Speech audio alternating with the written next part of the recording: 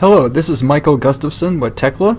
I'm the product manager for the engineering group here at Tekla, and today's presentation is on U.S. engineering localization for Tekla Structures version 16. I will be giving this presentation in combination with Rob Gittens, one of our product specialists here in the engineering group. And this presentation today is part of our Tuesday Tutorials engineering series that begins now and will extend throughout the year. So let us now begin.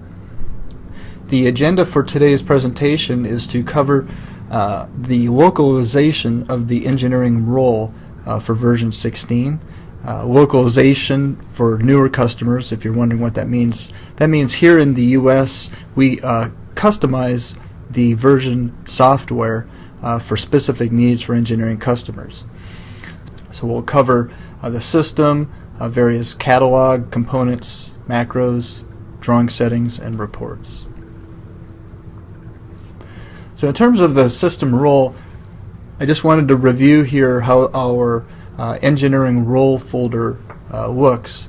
As you recall, in version 15 we introduced different roles for different types of job or purposes. So for steel detailers, precast detailers, general contractors, and now in version 16 we've added a cast in place role as well.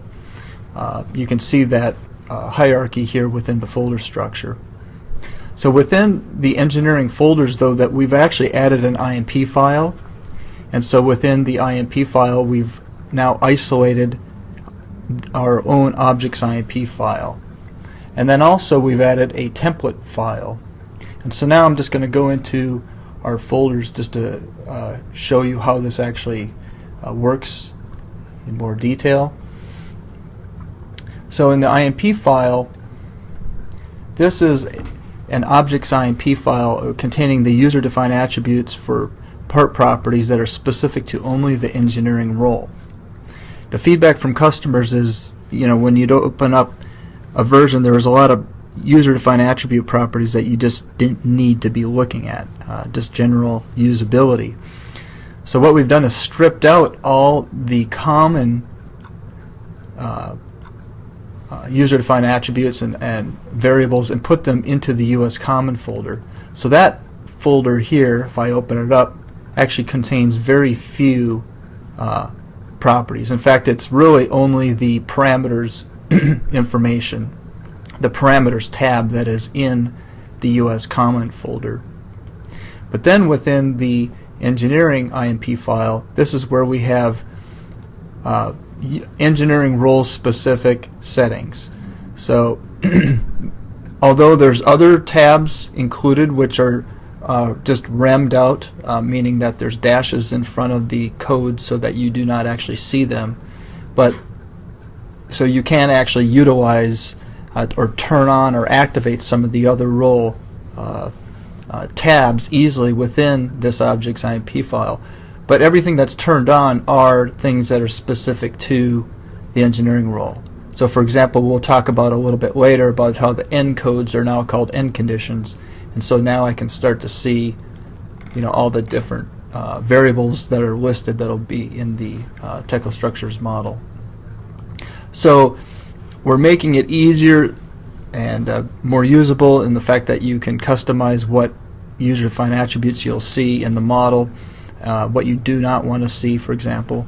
And so this can be used now in combination too by placing an objects InP file in your model folder that would also merge in into this existing hierarchy.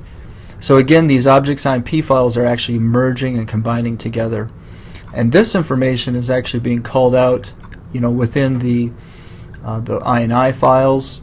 So if I go into the US Imperial within the engineering role, here we have within the system set here, the string includes actually the InP string as well, that merges in the any of the settings like the objects InP file into this string here with the system and the other US Common files. Then the other folder that we created in the engineering role is the template folder. Now this template folder existed before and still does in the US Common folder. But again, what we've done is tried to break out the role-specific settings so that now the engineering users only see the variables in the template editor that are specific to that role. So again, the contents attributes.lst file is used to communicate or to map basically variables from the object's InP or the system into the template editor.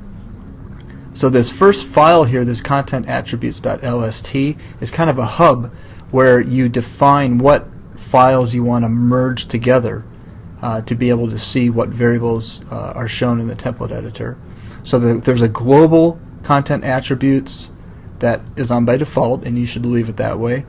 And then the US Common, which has very few but needed variables. So these two files are merging together. And then a third file, the engineering tab, now is merged into that as well.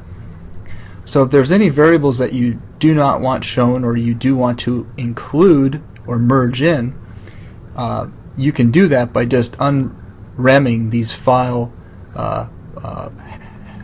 dashes as shown here. And then also as a customer, of course, you're going to have your own variables and things that you want to add to your project.